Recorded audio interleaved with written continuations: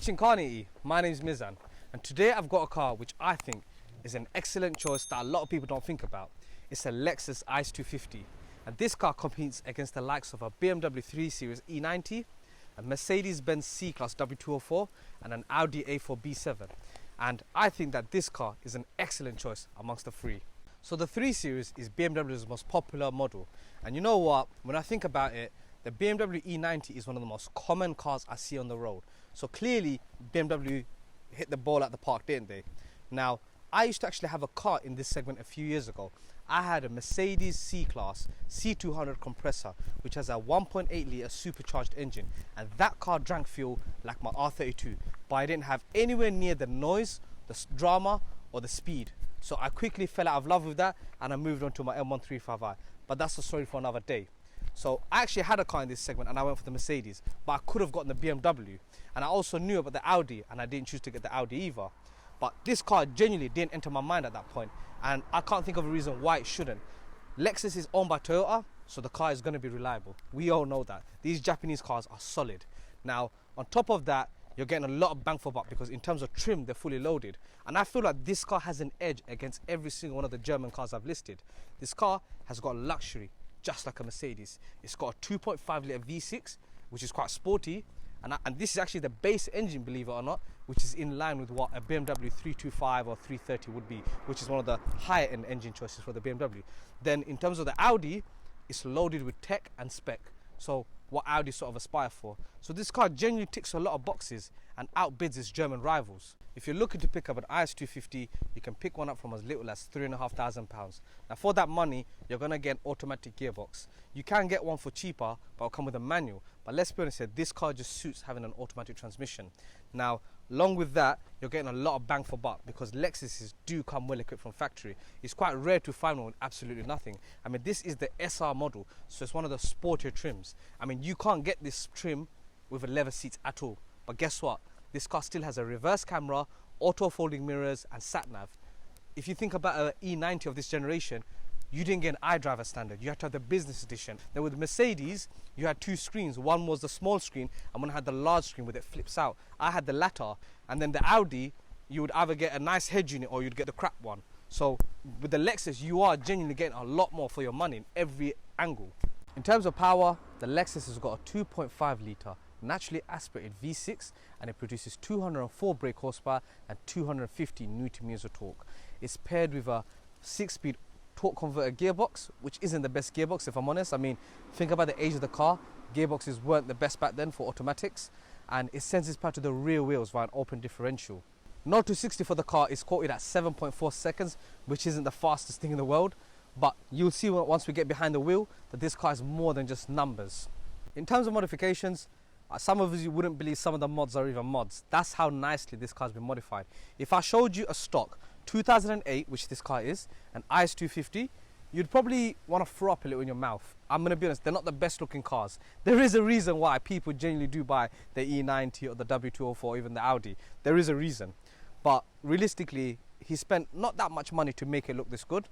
And if you want a person about looks, I do think you're missing out on the Lexus. So now let's talk about modifications. So the first thing I want to talk about is V-line headlights and tail lights. Now V-line is a brand that do aftermarket lights for the Lexus, and what they do is they incorporate LEDs, and it's a very similar style to what you see in the facelift IS250.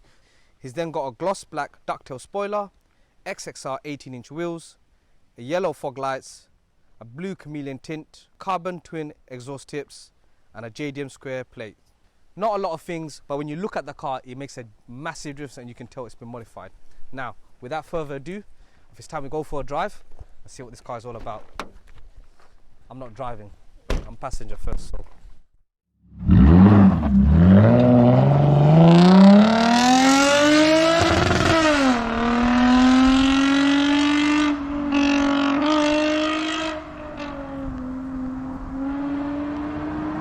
So guys, let's give a nice warm welcome to Jan. Hi.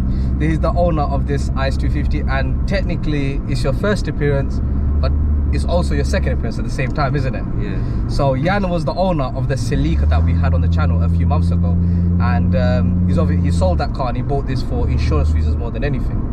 And even in that video, we spoke about how you're a Jap man, you love your NA cars, and you love revving your cars at. So what did you do? You got rid of your Celica, and you bought yourself an IS250. So I have to say, it's a nice upgrade. I don't know about you guys at home, but I'd call it an upgrade.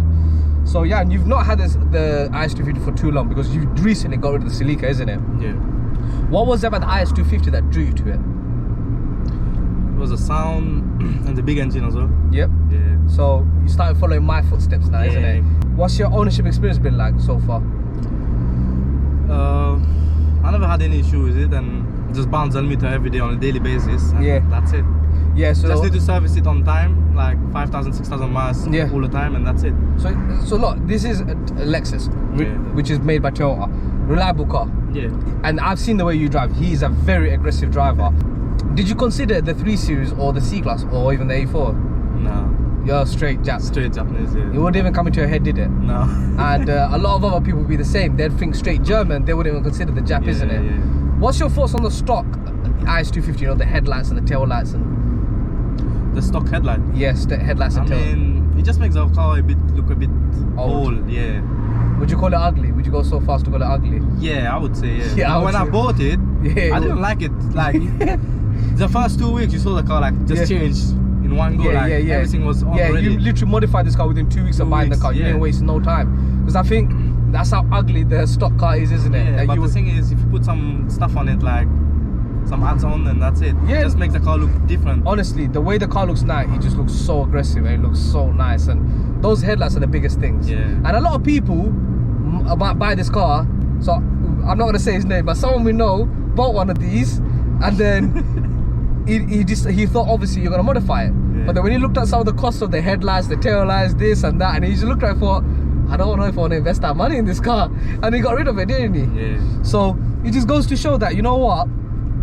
You have to really like your Jap cars to do this. And on top of that, you have to appreciate what this car's going to offer you. Yeah. You've got a custom exhaust, you've got a back box delete and a resonator delete. Yeah. And I have to say, this car is so quiet. I mean, it just goes to show how good soundproofing was in this car. Yeah. Because I've never heard of cars that your car is insanely loud, man. And there's no drone. I mean, look, I'm not having to shout, I'm not having to talk over anything. Like we're doing 40 and look how quiet it is. Yeah. Because of how well insulated this car is. And honestly, I used to be someone that, I'll be honest, I didn't appreciate Lexuses. I used to look at them and go, it's a Toyota, it's just an up badge Toyota. Yeah. But then when I look into it, I'm like, no, they put so much into the car. Little things that are just better quality and better in every way. The stock IS250's got looks that only a mother can love, basically, isn't it? Yeah. The average person can't appreciate it for what it is almost. But it just goes to show that the only thing you have to change was the headlights and the tail lights, and that's the main thing. The wheels is not so much, but it's the headlights and tail lights. Yeah. And this is such a low trim car technically, because this is the SR. SR version. Yeah. So SR version you cannot get with leather seats. No. And these seats, I'll say, they're horrendous. I mean, what is with that blue material in the seat? Like, you gotta admit, that is tacky, isn't it? But for you prioritize the looks. You wanted that body kit, isn't it? Yeah. The enhanced I mean, splitter and diffuser. I'm not a big fan of leather seats, because when it's hot, the seats get hot. I know what you mean, but you haven't got heated seats because of the fact you got cloths, isn't it? Yeah. But even then, as I'm saying this, you still have a reverse camera, you still have sat nav, you still have auto folding mirrors. Yeah. These are not things you got in the other 3 cars, potentially. Oh my god, the noise is nuts. Oh, the way he hit the limiter. Oh my god, oh my god, it's echoing. It's proper echoing through the woods.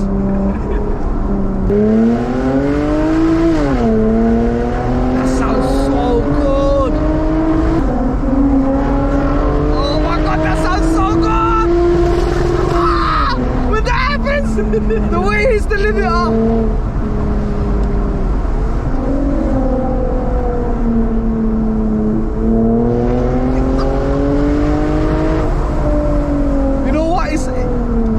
Like I'm talking over an opera. I literally feel like I shouldn't even be talking.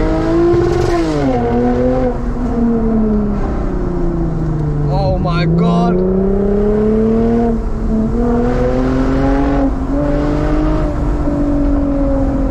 What kind of MPG you get that is just so addictive. You must be slaughtering it everywhere you go. 22.6. And you send your car everywhere. Yeah. So he's getting 22.6 miles per gallon, and Jan is someone that I can put my life on. He sends his car all the time. So that is amazing fuel economy considering the way you kind of drive. Yeah. And honestly, the noise, man, is honestly intoxicating. Jan, that is intoxicating. Because the thing is, right, you used to have the FN2 before. With the FN2, you're waiting for VTEC. With the Celica, you're waiting for VVT LI. On this one, it's all the way. All the way. The bonus is the rev limit bounce. That's the bonus. But it sounds good throughout the whole way. Answer me one thing with the IS250. It doesn't matter what year it falls on, it always falls on the low road tax, doesn't it? Yeah. So, unlike the R32, which after the 06, they fall on the £600 a year road tax, the IS250 isn't bad enough on emissions where you have to buy a 55 plate. You can buy any year you want, and it's always low road tax, as in £360 a year, which is currently, isn't it? Yeah. So you can't really complain, man. You're getting so much for your money.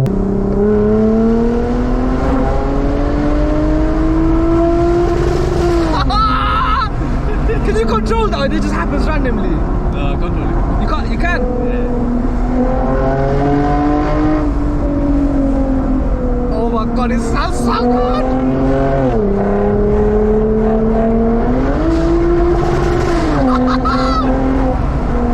Oh my god, man! I wish I had a sunroof so we could hear it. That moped is his pants right now. He's thinking, what is that? He's like, what is behind me right now? I love my BMWs, yeah?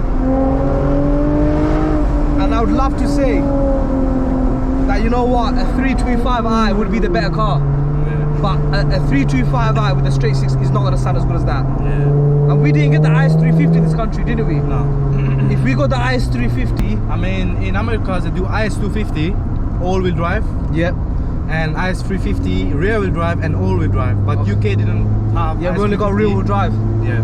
But do you not think it's crazy that if we got an IS350, that would be mad. You would have gone the extra 30-40 horsepower, isn't it? So it would have been close to 250. You're gonna be no, 270, 280. 270. Yeah. Whoa, that's a massive increase. That's a 70 horsepower increase. Because I think it's 3.5 is 6. Yeah, 3.5. Yeah. No, it's 315. Whoa. 314 actually. Wow, yeah. we really got screwed over. That's why in USA most people buy the IS350. Yeah, we got screwed over. More power. Because the honest truth is, this car is so enjoyable. It's just that unfortunately it doesn't have a lot of pace. Yeah, because this one has a 4GR FSC engine. Yeah. The IS350 has a 2GR FSC engine, which is more power. Yeah, the displacement, it's the extra litre of displacement alone. Yeah.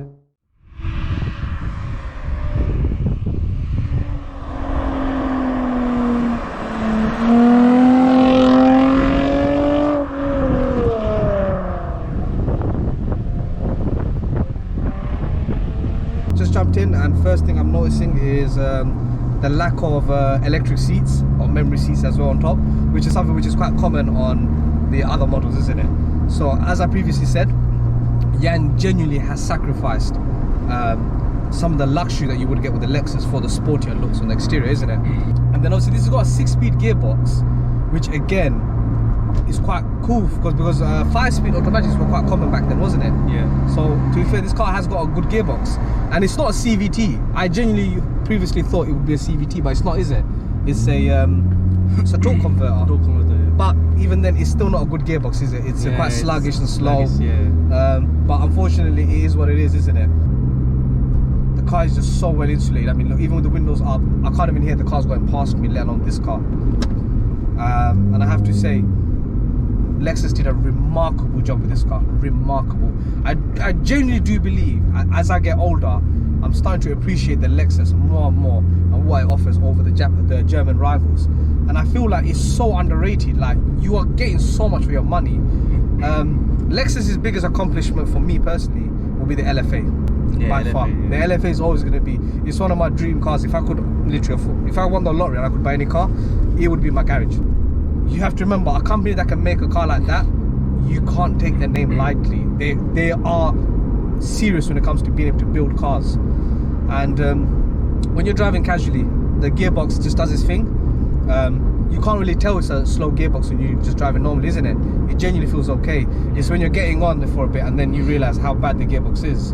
And then obviously on top of the IS250, as we mentioned earlier, there's the ISF, which is a 5-litre naturally aspirated V8, right? Yeah, V8, and it's such a sleeper. Like, only a trained guy will know what an ISF is, because it doesn't look much different to this, does it? Yeah, it's just the same. There's a body kit, that seems a front bumper. But there's such minimum. We're talking, at least when you see an M3 and you compare it to a 3 Series, you're like, yeah, that's M3. Yeah, that's M3. You don't get that with the ISF. Yeah. It's so low key. Low key. So yeah, it's crazy how the Japanese are, and I just think these are such great propositions for the money. I genuinely, truly believe that. One thing that was really funny is that the IS is the first car that Lexus produced a diesel car in, the IS220. Did you know that? That's the first ever diesel that Lexus produced. It was in the IS. And I don't think they did it ever again. I think they stopped. They stopped it, yeah. Because honestly, when you think of Lexus, I think of hybrid, I think of petrol.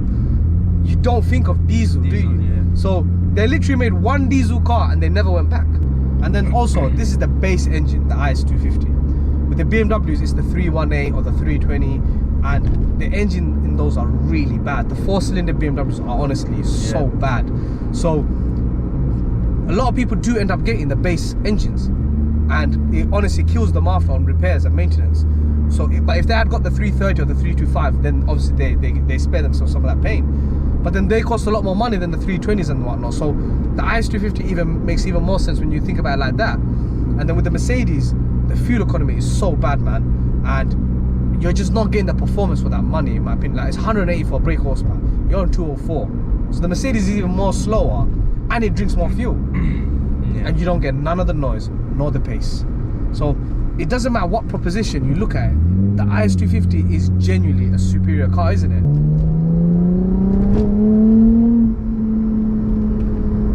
Honestly, the fact that this is a rear-wheel drive car makes it so enjoyable, because it's not that fast. So the rear-wheel drive element gives something, doesn't it? Yeah. I did it again. I short shifted. Damn it!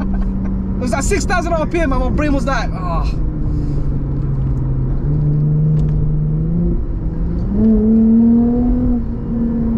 You do it for it like it's going straight. Keep going, keep going, keep going, keep going, keep going, keep going, keep going. The sound is so, honestly, it's so different when you're the one doing it. Like, it's like the car's telling you off. Hey, get off! What you did? I love it, honestly, I love it. And it's like this car is built to take that again and again and again and again and again and again. It doesn't care. Yeah.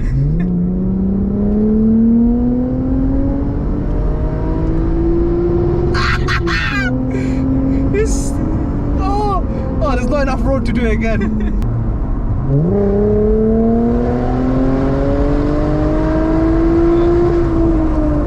Not enough road. Not enough road. Not enough road.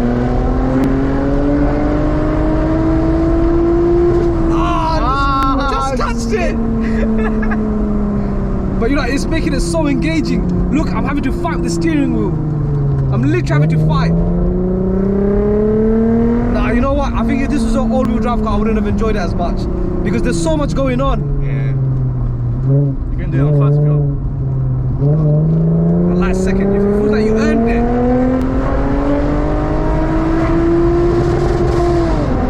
Oh my god. The gearbox slurs as well when you hit the lead line. Because of the delay, it slurs.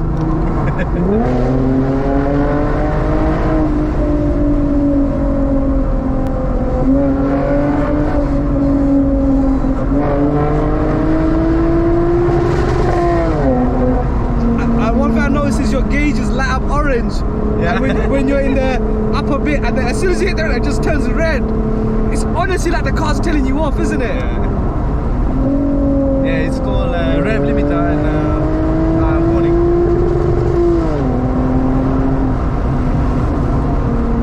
Honestly, this car is so much fun.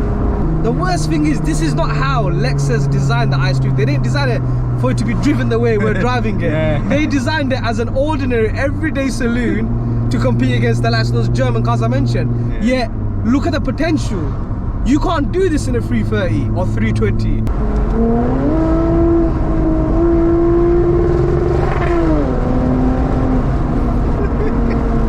done, had to be done. That was a gap. Had to be done, man. They're ruining my drive.